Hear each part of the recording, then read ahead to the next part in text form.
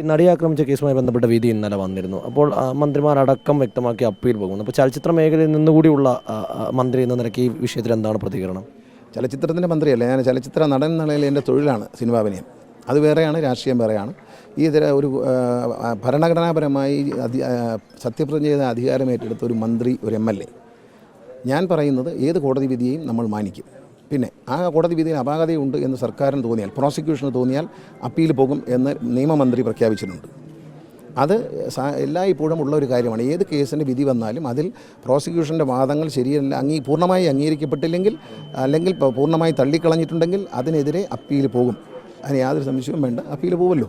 Appeal പോകുന്ന നമ്മുടെ നിയമമന്ത്രി പറഞ്ഞു, അദ്ദേഹമാണ് പറയാൻ ചുമതലപ്പെട്ട ആൾ. അദ്ദേഹം പറഞ്ഞു കഴിഞ്ഞു, അതിനകത്ത് ഇനി ആശങ്കപ്പെടേണ്ട കാര്യം. പിന്നെ ഏത് കോടതി വിധിയെയും സ്വീകരിക്കാനല്ല, അത് വിമർശിക്കാൻ ഒരു MLAക്കോ ഒരു മന്ത്രിക്കോ ഒരു ഭരണഘടനാപരമായി ചുമതല ഏറ്റെടുത്ത ആൾക്ക് കഴിയില്ല, പാടില്ല, ചെയ്യാൻ പാടില്ല. നിയമവിരുദ്ധമാണ്, ഇന്ത്യൻ ഭരണഘടനയ്ക്ക് വിരുദ്ധമാണ്. അതുകൊണ്ട് അതിനെപ്പറ്റി അഭിപ്രായം പറയില്ല. കാരണം കോടതി വിധി മാനിക്കുക. ഇപ്പോൾ എന്നെപ്പറ്റിയാണ് വിധി വന്നാലും ശിരസാവഹിക്കുക എന്നുള്ളതാണ് ഒരു പൗരൻ്റെ ചുമതല. ഇന്ത്യയിലെ ഒരു പൗരൻ്റെ ചുമതല. കോടതി വിധികൾ നമ്മൾ പറയില്ല, 4 സ്റ്റേറ്റ് എന്ന് പറയും, 4 തൂണുകളാണ് എന്ന് പറയും. ജനാധിപത്യത്തിൽ 4 തൂണുകളാണ് എന്ന് പറയും. ആ 4 തൂണുകളിൽ കോടതി എന്ന് പറയുന്നത് വളരെ പ്രധാനപ്പെട്ട ഒരു പില്ലറാണ്. ആ ഒരു പില്ലർ പറയുന്നത് എന്തും അനുസരിക്കാൻ ഒരു പൗരൻ ബാധ്യസ്ഥനാണ്. കൃത്യമായി കോടതി വിധി അനുസരിക്കാൻ ബാധ്യസ്ഥനാണ്. പിന്നെ അതിൽ 4ാമത്തെ തൂണും ബാക്കി 3 തൂണുകളും പറയുന്നതിൽ കാര്യമൊന്നുമില്ല. കോടതി പറയുന്ന അൾട്ടിമേറ്റ് വേർഡ്. അപ്പോൾ കോടതി വിധികളെ മാനിക്കുക. കോടതി വിധിയെ മാനിക്കാലും അതിന് അപ്പീൽ പോകണോ വേണ്ടേ തീരുമാനിക്കുന്ന പ്രോസിക്യൂഷൻ അഡ്വക്കേറ്റ്സാണ്, അവർ തീരുമാനിക്കും. എവിടെയാണ് വിജയിക്കേണ്ടതെന്ന് വെച്ചാൽ അത് മേൽ കോടതികളുണ്ടല്ലോ.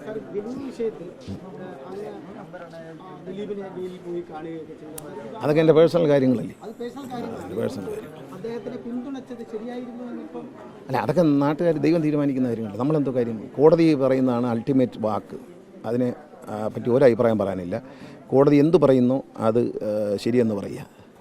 അതിന് മറ്റൊരു കാര്യം, ഈ അടൂർ പ്രകാശ് ഇന്ന് രാവിലെ അതിജീവിതയെ അപമാനിക്കുന്ന തരത്തിൽ, ദിലീപിനെ പിന്തുണയ്ക്കുന്ന തരത്തിൽ പരാമർശം നടത്തിയിരുന്നു. അത് വലിയ ചർച്ചയാകുന്നു. CPM മന്ത്രിമാരടക്കം അതിൽ ശിവൻകുട്ടി അടക്കം വലിയ വിമർശനം ഉന്നയിക്കുകയും ചെയ്തിരുന്നു. അല്ല, അതൊക്കെ ഓരോരുത്തർക്ക് അവരവരെ അഭിപ്രായം പറയാൻ ഇന്ത്യയിൽ അവകാശമുണ്ട്. അവരവരെ രീതിയിൽ പറയും, ഓരോരുത്തരവരെ ശൈലിയിൽ പറയും. അതിനൊക്കെ ഞാൻ അഭിപ്രായം പറയത്തില്ല.